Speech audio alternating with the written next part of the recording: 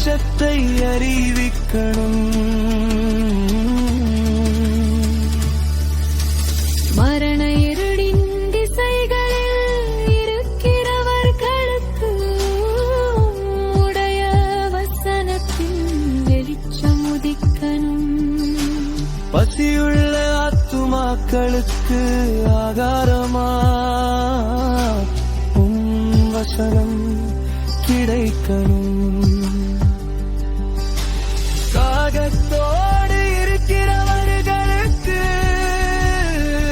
உமது ஊற்றிலிருந்து இலவசமாய் வரும் ஜீவத்தனி கிடைக்கணும்.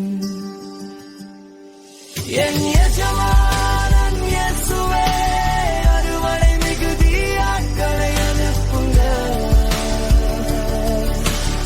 என்னையும் போர்க்களத்தில் பயன்படுத்துங்க. கடைசி கால வாக்கு தத்தங்களை நிறைவேற்றுங்க. குறித்த கால தரிசனத்தின் ரகசியத்தை வெளிப்படுத்துங்க.